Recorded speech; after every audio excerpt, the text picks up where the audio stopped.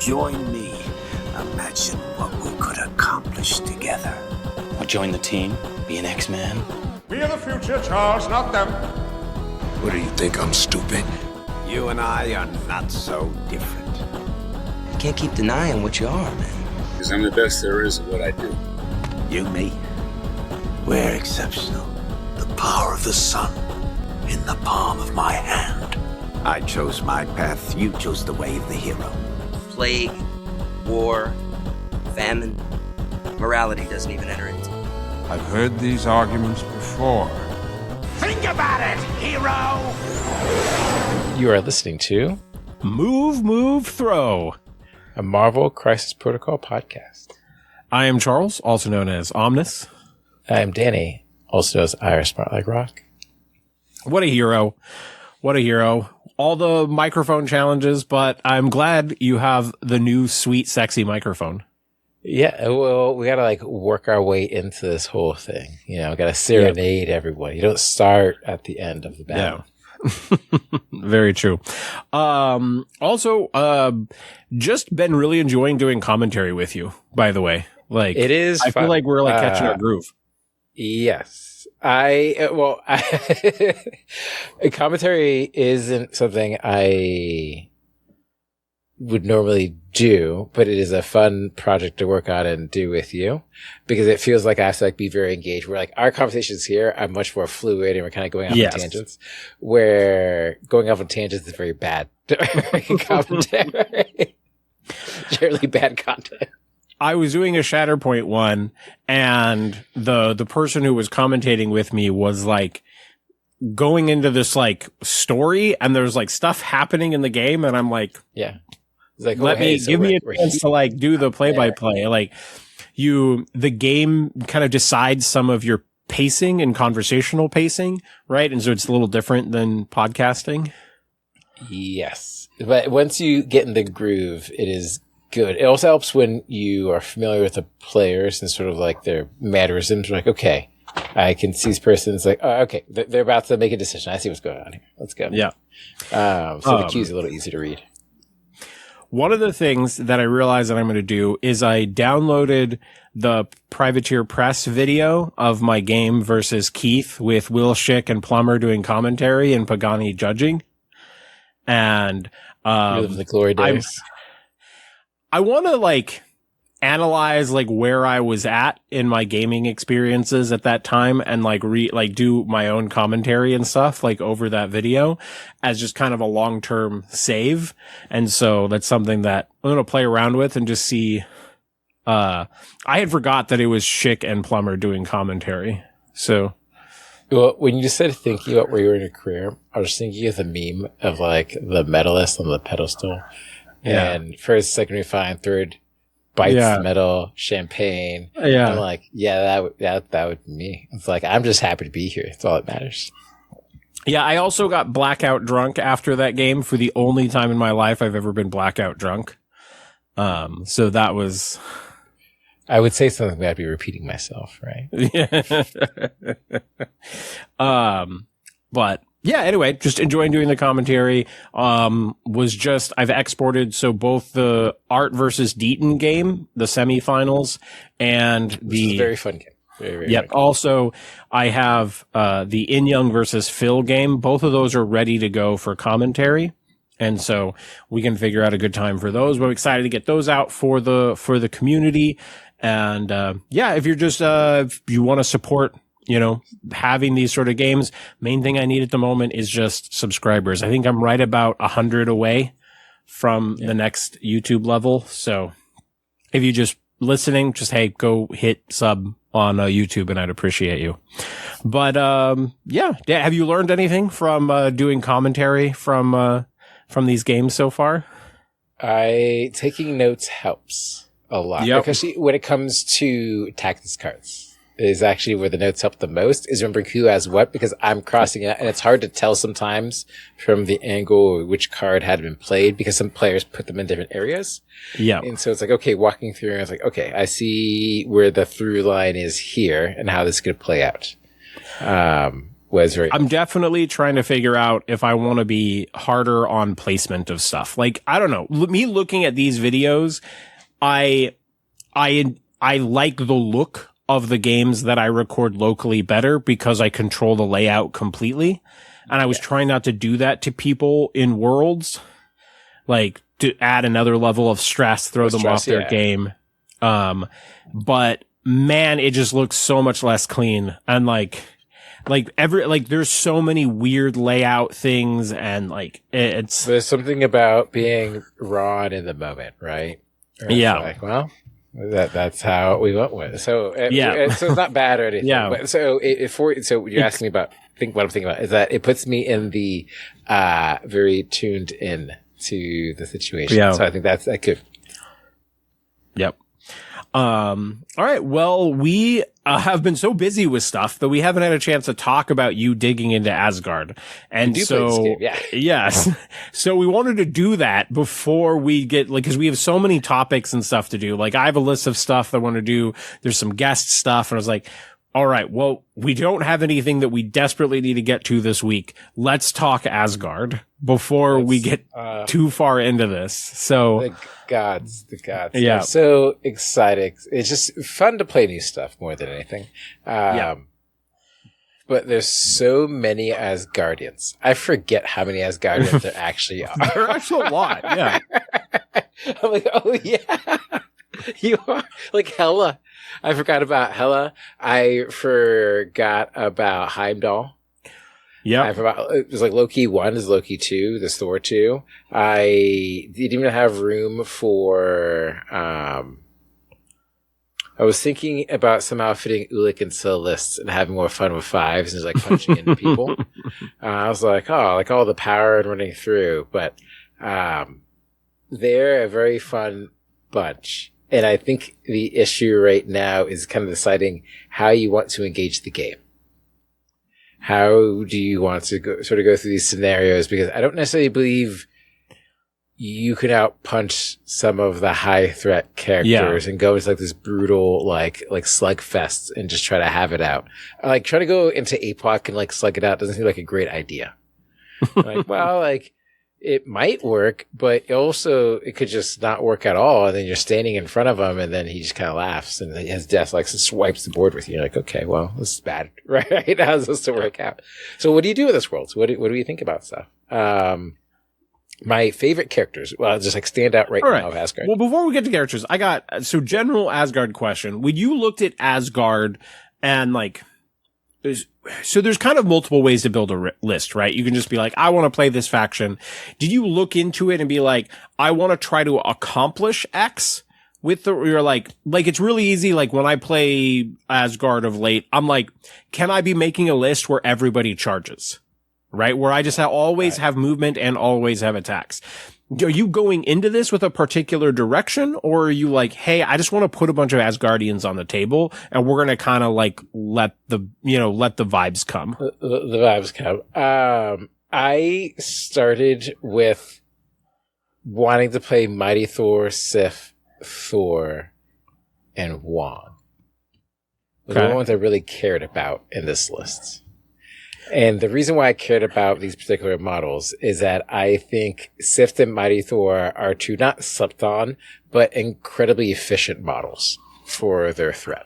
Like they just do very good work for their threat level. And just like they're very good at trading into other models. Like, okay, if they're hyper efficient at their jobs, what can I make happen here?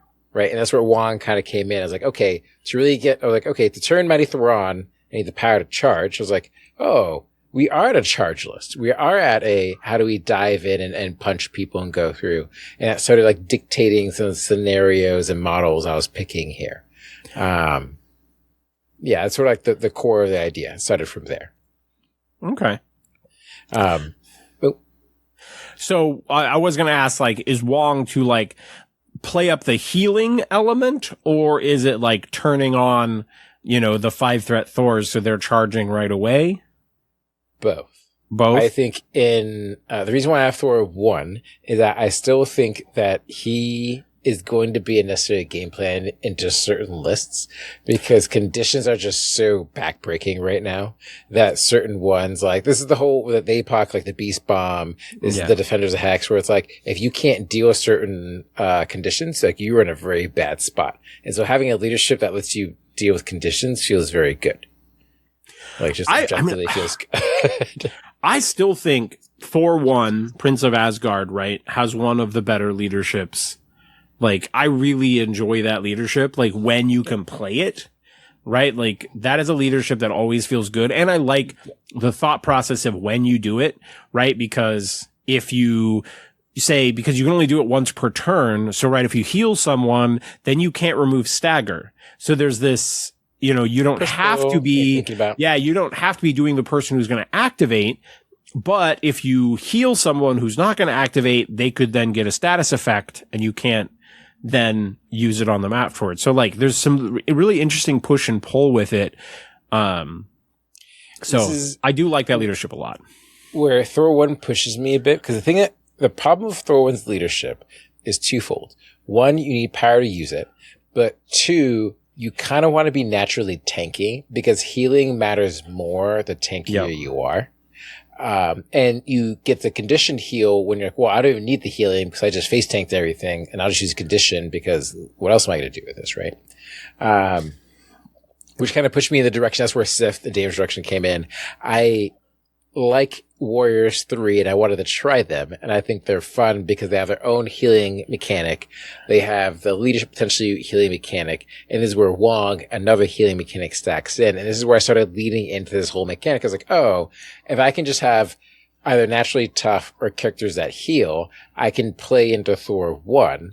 If they're naturally tough, they play into Mighty Thor because she wants people kind of defensively, right? Like taking shots at range. But when they're punching in, like you'd rather have the damage reduction a lot of the time. And like, I'm going to go fight. That's a Sif one. Sif coming in and sword fighting everyone. Now I was sitting there like, okay, well, who else can charge? Like, what else can we really do with this list? And then I came to the classic, champion, and that's Valkyrie. Yeah. Right. And then I think of Valkyrie. I was like, well, I was going to have like Elendil in here and try this whole like hotness out. And I like both these models for different reasons. One, a 3-threat that can charge round 1 is amazing. So that gives me Sif, Valkyrie, and Mighty Thor, right? Sort of triple charge lists. Immediately, and there's that Wong to enable that, and then whatever else I need to fit the list, which is okay. That dictates kind of my scenarios where I want to be more the midline in this. Yeah.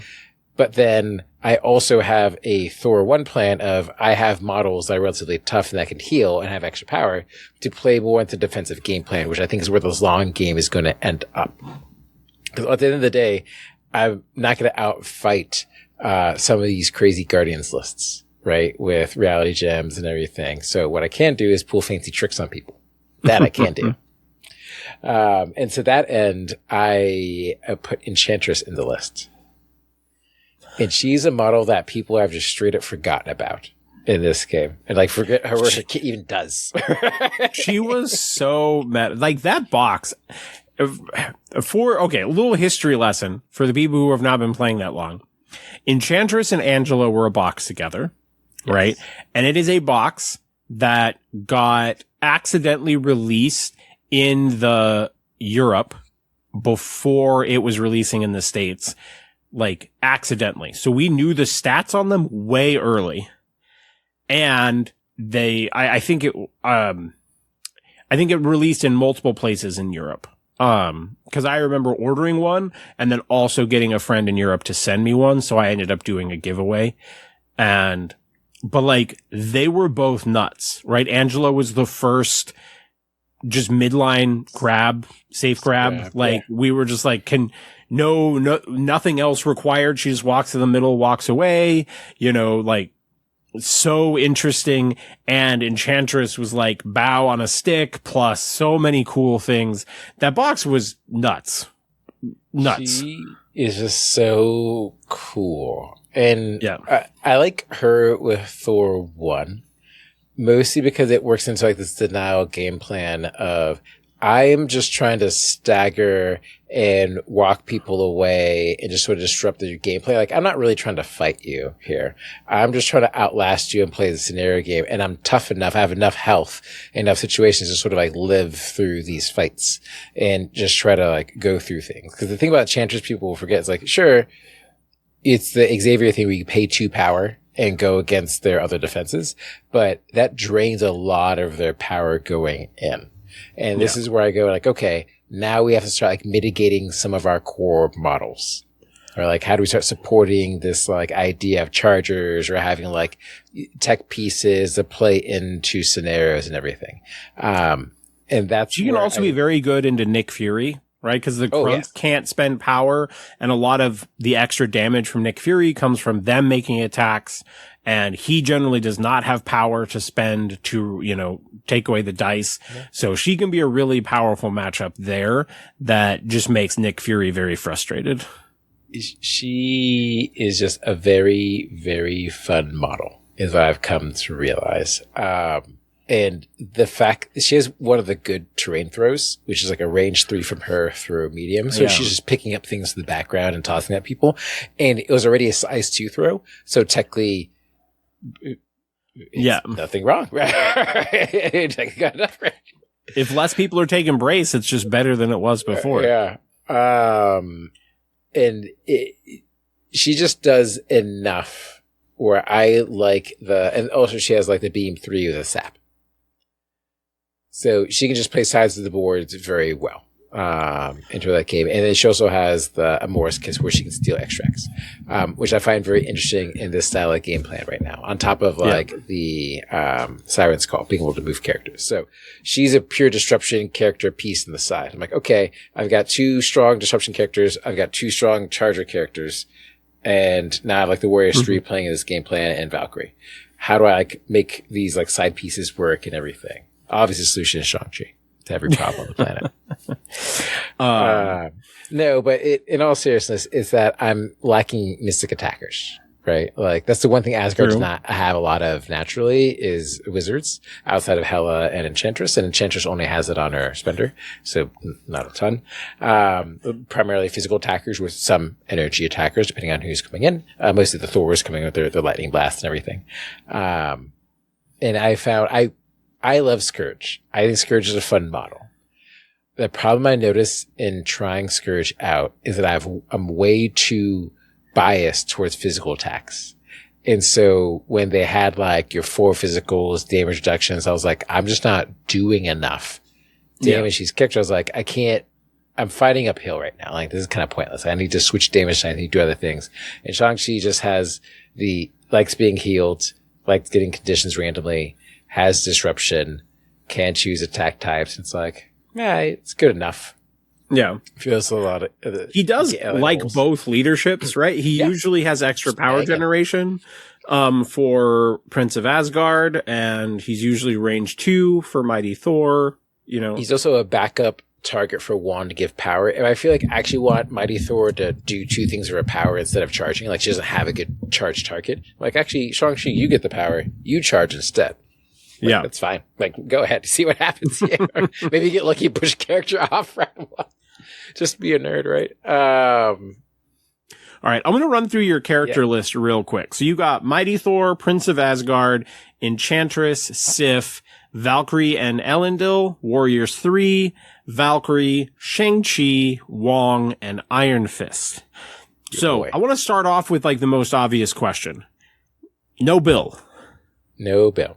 So the issue with Bill is that I think in most head-to-head matchups, Bill is better in other leaderships. For example, what Bill gets from Thor 1's leadership, he gets a better version of from Hellfire Club, which is healing and power. It's like like more consistently out of there.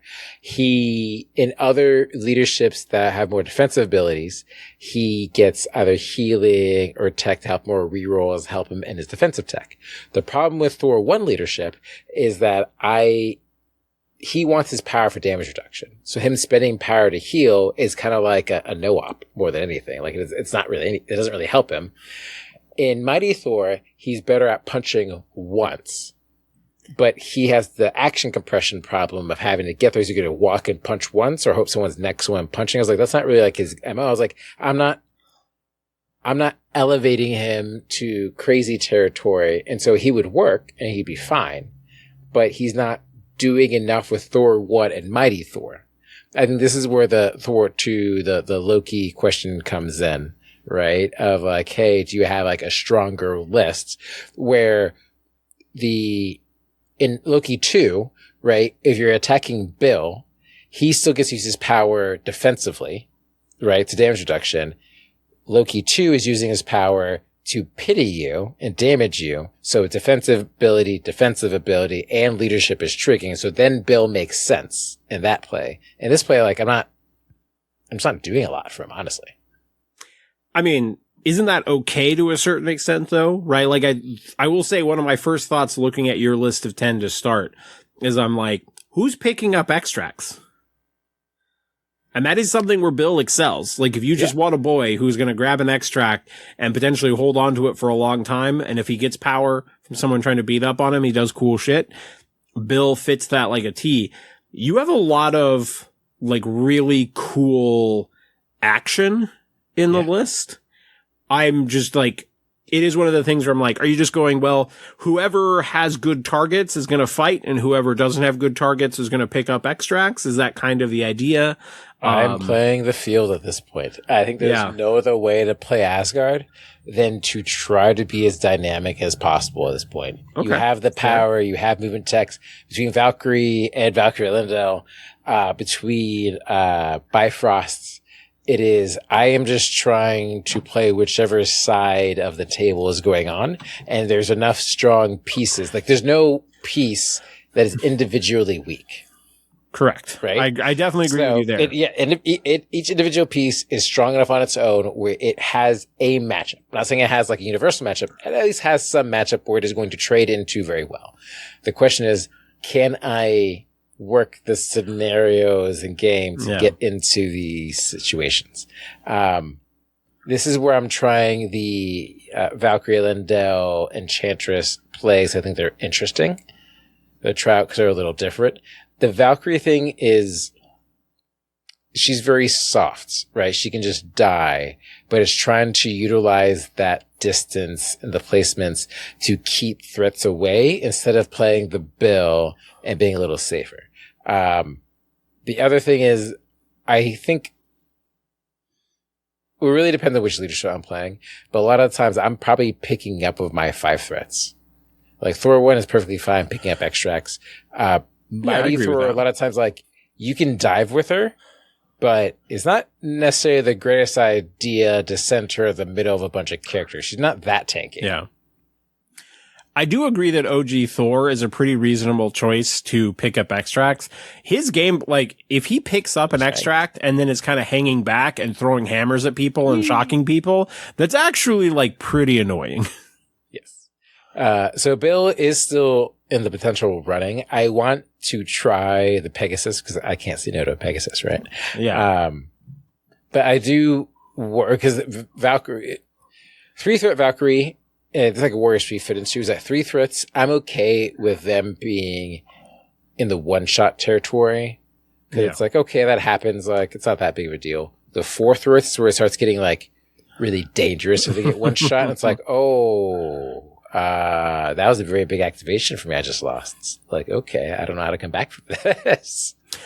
So how did you end up with the Iron Fist decision? Because on one hand, it's very interesting, right? It is a character who's generating 2 power, fits very nicely into the Prince of Asgard plan, right? Can often like be healing back up and removing status effects, which is most welcome on Iron Fist. But it may not seem like an obvious choice, so I'm just kind of curious, how did you get to the Iron Fist decision? Originally, Iron Fist was Scourge. It was my executioner. He was kind of hanging out or doing a taunt. But I find Scourge randomly dies too quickly. Yep, definitely. Which explodes. And I found Luke Cage to not, again, it was the physical attacks and kind of like little weighted towards, hey, not quite doing enough in a turn where he's like flipping things. But Danny Rand, your boy, always has the threat of the Iron Fist. It doesn't matter what character in the game you are. No character is unafraid of the Iron Fist. And so what I like about Data Rand is that he's his own mini game happening on the sideboard, going like, "Hey, did you forget about Danny Rand?" And it does add to the dynamic nature of the list, right? In a way that may not seem obvious, where you're kind of, it's not quite like a shield list where you're tossing out a bunch of rakes, but at the same time, you kind of are. There's a lot of things that you can fall into. Like, are you keeping all of these potential things in mind? And some of the natural solutions aren't there. And there is a world where like AoE damage from Iron Fist and AoE damage from Mighty Thor, right? They both have the explosive effects. Yep. You know, that kind of stuff could add up as well. It adds up. Here's for Hire, both for Mighty Thor and for Enchantress, actually works surprisingly well. So randomly saving Mighty Thor from an attack, they're like, "Oh, I didn't see Danny Rand showing up." I was like, "Yeah, no one does." Right? Yep. And now he's in your face. It's like, do you deal with him or do you deal with Jane? I don't know. You tell me. Yeah. Surprise Kung Fu boy. Yeah. And what I find interesting about him in particular is that the range 2 punch, he likes the random punch from there. And then being outside of 3, he finally gets a bonus for, okay, well, either I'm a martial artist or get defense rerolls. Like, actually, he's fine with that. Like, either way, he's getting something no matter the range. Like, his big thing is people would try to go out of his range 3. And he's like, well, at least I get something, right? Versus just getting shot up. Right, in the scenario, so he's getting a benefit there. And then, like you put out in the Thor one situation, it's more of an opportunity cost thing. It's like, oh, I have a random power, I'm going to get rid of this. Or people will forget, they're like, oh, I'm going to stagger him, and then I'll forget it. I was like, okay, I'll heal the stagger, I'll fly and kick, and then punch you anyway. I'm like, sure, okay. And it's randomly forgetting about the condition healing is what always gets people. I was like, yeah, he's fine. Oh, yeah, I don't have to worry about him. He's staggered. Like, oh, you got to worry about him. You always got to worry about Danny Rand. So he's like a fun tech piece in there right now. Like I said, he was Scourge, and it just ends up that the thing that's nice about Scourge in Warriors 3 is that Warriors 3 can cause bleed with their range 3 attack. That's actually, the sword. So they can cause bleed, and then the Scourge can do the spender, do the rerolls. It's like, okay, so like there's like a combination there. They're kind of playing with each other. But outside of that, there's no other real synergies in the list between Scourge and any other models. And bleed is one of those conditions where there's enough models that are immune to it. There's enough important models immune to it that Scourge couldn't reliably get the bonus to his spender on the models that matter, where I'm like, okay, well, if I want someone to go like Super Saiyan and do the spender, no one's spender is scarier than Iron Fists. Like, no one's spender is scarier than Iron Fists.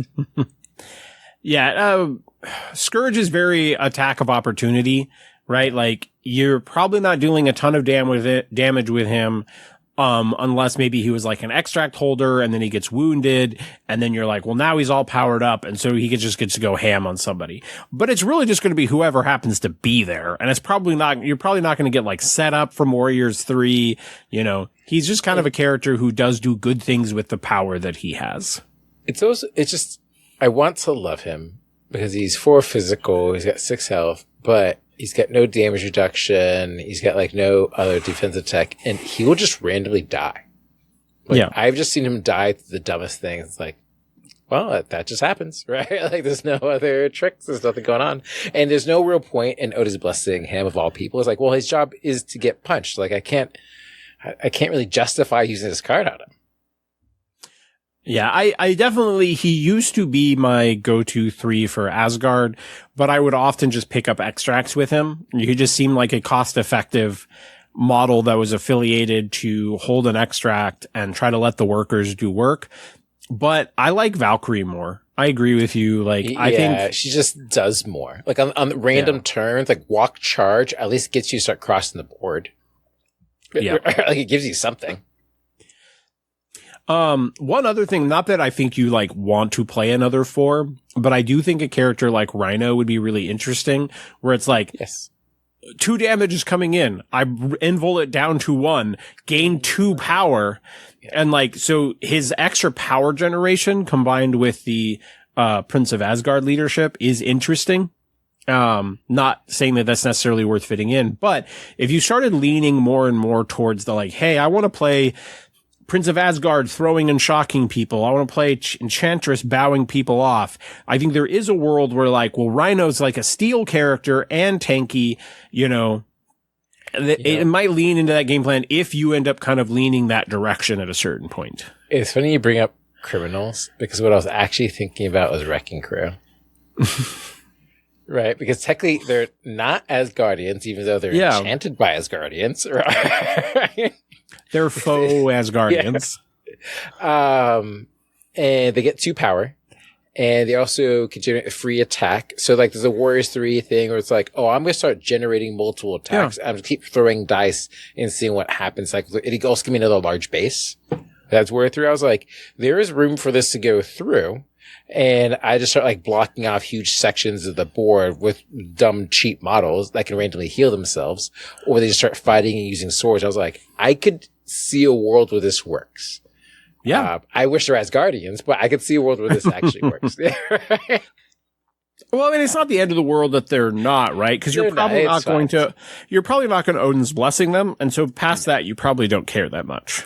And they randomly trade up with their attacks and throwing things. So I was like, I can see what happens. They get like the pseudo charge thing going on. I was like, yeah, this is fun. So it kind of plays into both. And they're tough enough that they'll go through and punch things. I was like, okay. And they also have, different attack types. Yeah. Well. So like, I was just looking at the choice. Warriors 3 card again. Yeah. Warriors 3 are very interesting. It's all about that middle attack. The one that just gains 1 because it's got a good range. It's got good triggers. Bleed and pierce. Yeah, like solid. There's nothing wrong with those. Rolling 4 dice. It's also the trigger, your clapback attack. Auto gens 1. Like it's very consistent. So yeah, you got a little clapback. Mm-hmm. Yeah, clapback and you have a free attack. The only thing that's kind of annoying is like just knowing when to heal. And that's like Thor 1, it's easier because you get 2 heals, potentially 1. And people get really mad when they get Warriors 3 down to 1 health and I end the turn back at Yep. That's what I like about the list, but it's very much a tempo list and I have to be very careful. And that's where the Iron Fists play came in, is that the danger with this kind of lists is concentrated attacks, right? Like high threat models that can just put out a volume of attacks and start doing or auto damage, right? Where I have no way of defending it, and I start getting melted down too quickly.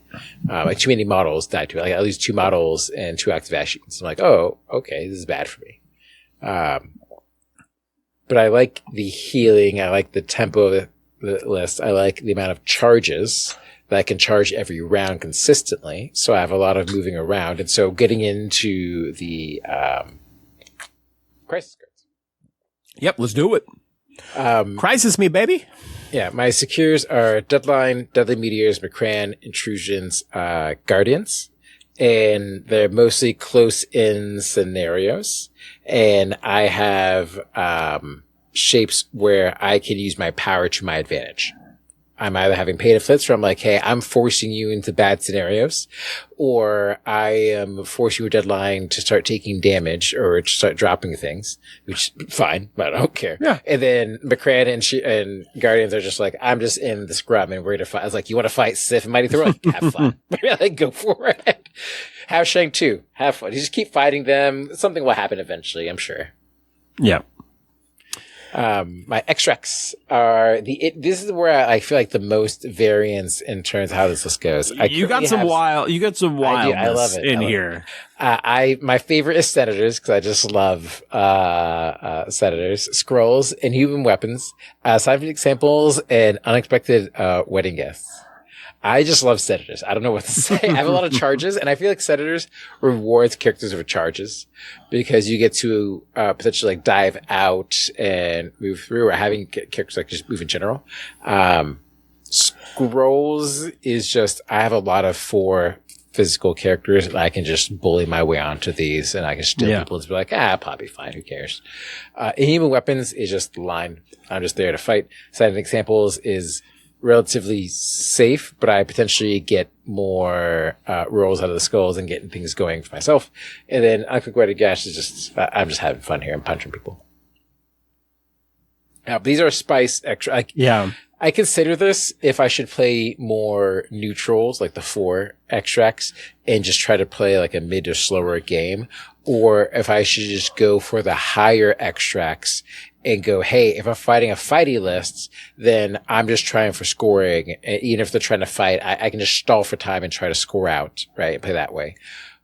But if I'm playing against a scoring list, like a webs list, I didn't necessarily want to have their extracts, which is why I have the senators, these scrolls, the other. I was like, okay, they don't love these extracts, which means they're forced into a game of, do they choose their secures or their extracts? And that's what I was more worried about. Was I'm more worried about getting out scenarioed than I am worried about getting out fought, because I'm not really trying to fight, right? So like, who cares about fighting? I guess my first thought is, if you're going to do senators, it kind of makes me want you to take a grunt, take like Fury or something. I very much thought about this exact question. And grunts are very interesting for Mighty Thor scenario, because the reroll, like, the more dice and the more health you have, like Red Skull 2, defensive rerolls are great for you, right? Being able to get into range too. So now you want characters that want to get in, start diving, punching more. I'm like, oh man, like there's some fun stuff you can have for some grunts here. I could love it so much. So yes, that is very much on the list of things that could happen. On the flip side though, there's a chance that you never get to play senators ever. That's true. Right, I love senators because when people see senators as an option, they almost reflexively choose the other option. Yeah. It makes me wonder if there's something in there, like, the plus side is I think a lot of people may want to avoid Inhumans deploy advanced weaponry. Yeah, so you might, I don't care. It's like, yeah, you want people to end on the midline so your turn 1 charges are effective.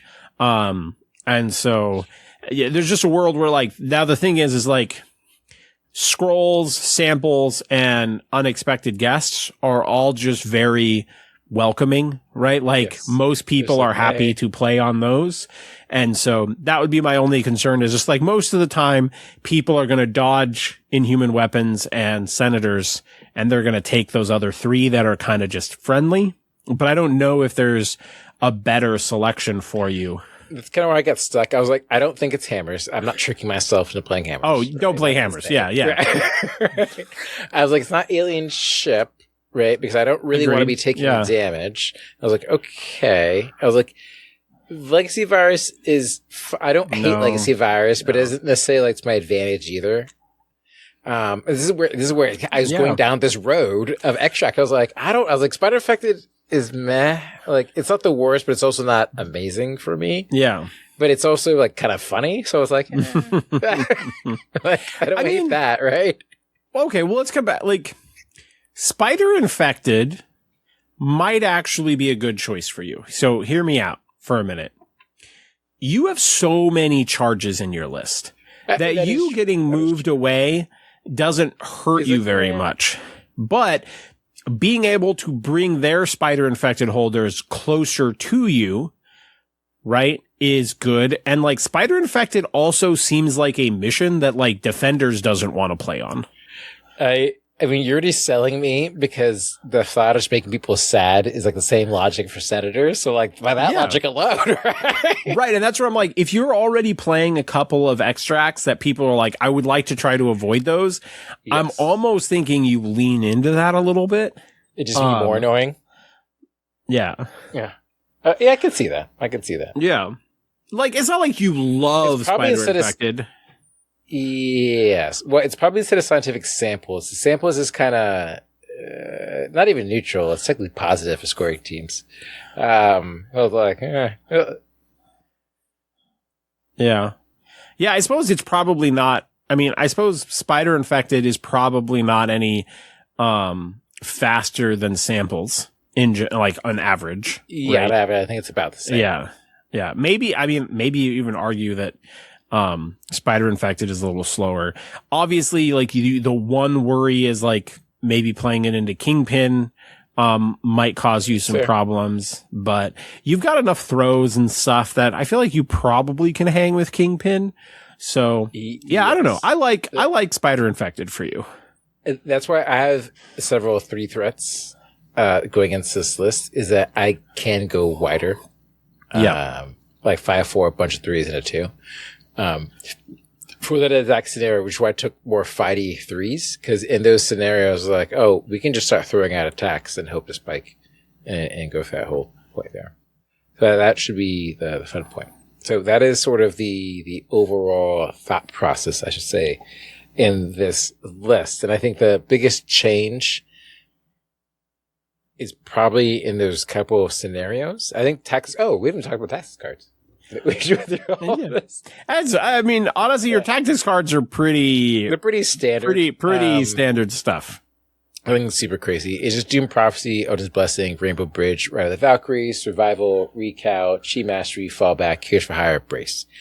I originally had Patch Up instead of Brace, and I'm going by the theory of I like cards that essentially give me free health or free healing, and Brace negates damage. Patch Up technically negates damage, but the problem with Patch Up is that it's counter synergy with the Thor 1 leadership. Because like, if I'm spending power on my leadership, then I don't have power to use this card, right? Like how does that work? I mean, when you do get to do both, right? When you're just like, oh, I will leadership for 1 and then I will patch up and heal 6 total damage off of Mighty Thor. And then your opponent like literally punches themselves in the face. I just think that the Brace plays a little better into the 3 threats in terms of mitigating some of their damage profiles. And that Brace is a card that I feel like is on the line where if I didn't take it, I'm not upset. I didn't take Brace. And we're like, fall back. It does everything I want most of the time anyway. Like, it's fine. Okay. I'm also, so hear me out. What if you dropped Royal Wedding and Samples and took Cubes and Spider Infected? Play the stuff that like Defenders doesn't want to play, right? Cubes would not be a bad idea, honestly. Right? Because of the, Prince of Asgard leadership, right? You feel like you could probably fight the Web Warrior team, right? Yes. Like, and they don't love are cubes. very, like they're okay with cubes. They don't love cubes. Right. And so like the worst case scenario, right, is that if you're dropping cubes into a super scenario team, but I think you are totally fine fighting webs on cubes. You're like, yes, I would like you to take more damage and be easier for me to one shot. Yes, let's do that. Yes. And it's also gets into the more juice, like picking up a cube round 1, it gets me 3 power the next round. So I've only picked up 1, I'm up to 4 power round 2. So it's like the Valkyrie round 2 start, it just gets really spicy. Yeah. Right? And it's awkward in the sense that like you can spread out and you can just end up with too many extracts and like make it very complicated for, a tall Defenders team to be chasing, getting enough extracts and like keeping up with the game plan. Fear with both Spider, Infected, and Cubes was Sitter extract grabs. I think that was my sort of like thought process originally, where it's like, hey, I don't love the idea of them having a Namor, an ASM, and just sort of grabbing and walking away at me going, I don't want to chase this person. Yeah, like obviously there is some downside there, but they've got to be playing that character and they've got to like win second priority and you still triple charges. Like, there's a lot of charges here. So like, I do have, of all the lists, this is the list that can chase. Like, of all the lists I've played, this is the one list that can. Yes, this list has got some chase in it for sure. So yeah, I think there's a world. I mean, I think you still end up with scrolls, which is a little fine for everyone, right? But having like 4 missions that a lot of other people don't really want makes it much more likely that they want to dodge your extracts or that you get to trap them into something that's outside their comfort zone, which I think leads to your dynamic nature being good. Do love making people sad. I mean, that is like a joy in of itself. That is a good selling point there. Fun is a finite resource. I believe there's someone in their community that says that. All right. Well, okay. So live changes, fam. Yeah. This is fun. I love list building. List building is my jam. It is like the most, to me, it is the most fun part of playing a miniatures game is like the theory craft stage, right? Because in the dojo, I'm undefeated. Well, and it gets so deep, right? So, I think I've told you, like, I haven't played my first full game of Age of Sigmar yet, but I'm working towards that. But like putting together a list, right? Like it makes me think of the days like we were playing War Machine, right? And someone would come into the store and you're like, why did I get crushed? And you're like, well, you're playing this faction and you didn't bring X, which is like your most powerful little support model or something, right? Like all of these layers, you're like, you really need to, like, if you're going to play this, you combine it with X, right? And like all of these like weird synergies and stuff and like how complicated picking a list actually is. And when you've never played the game, it's very difficult. Very difficult. But the more you know a game and the more you understand the ins and outs of these decisions, right?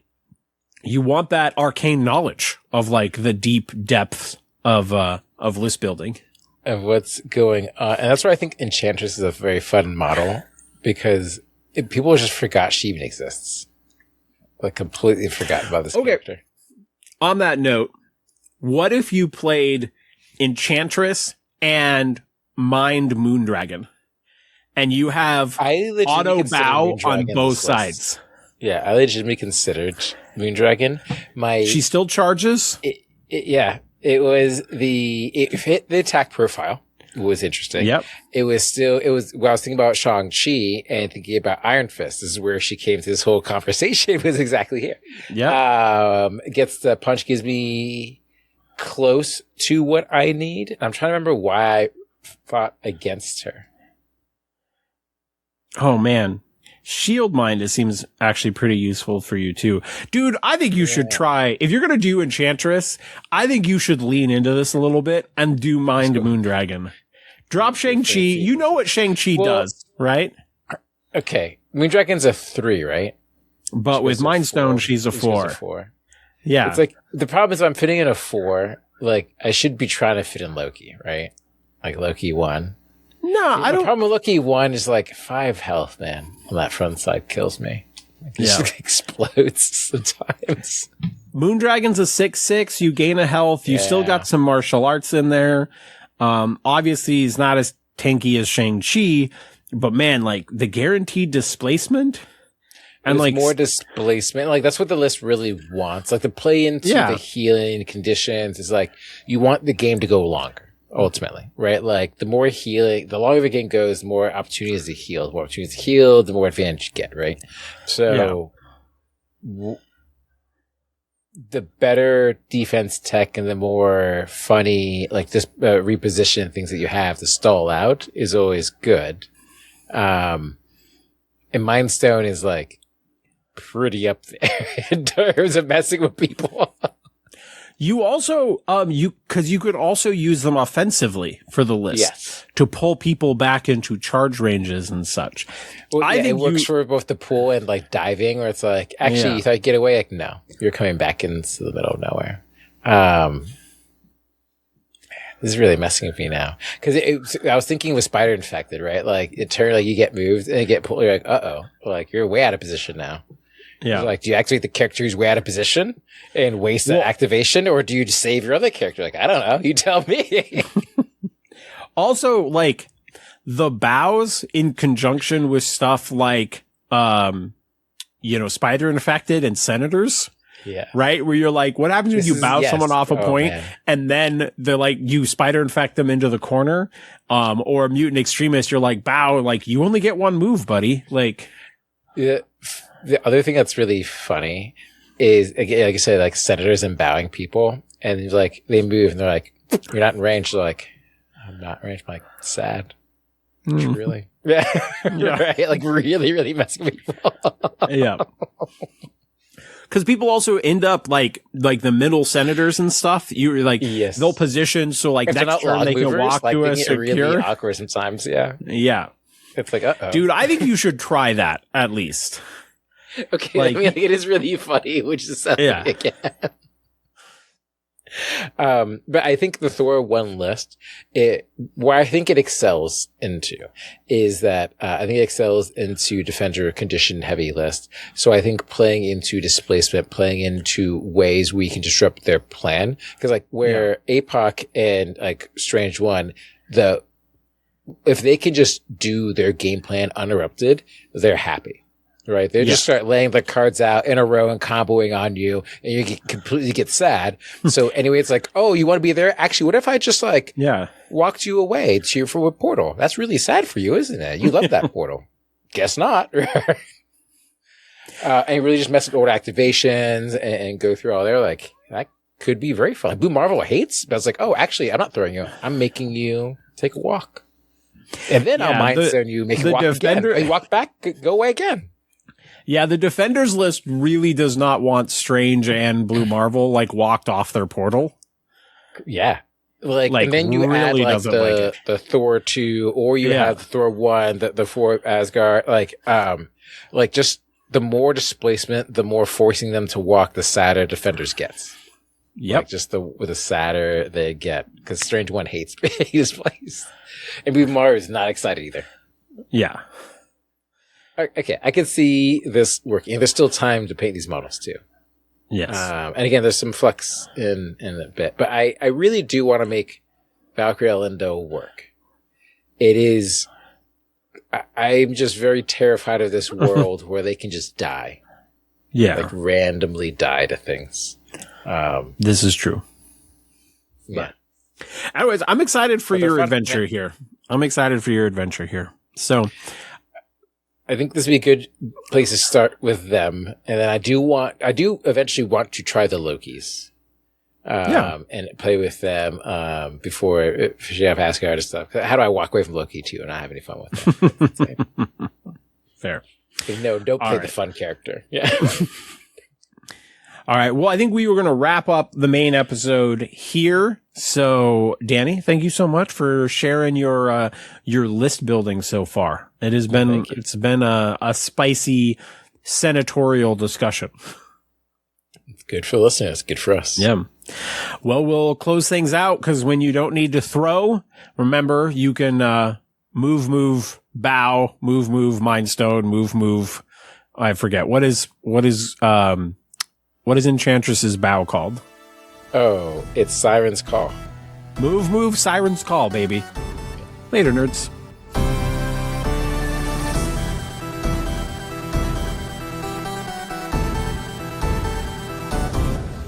What would you prefer? Yellow spandex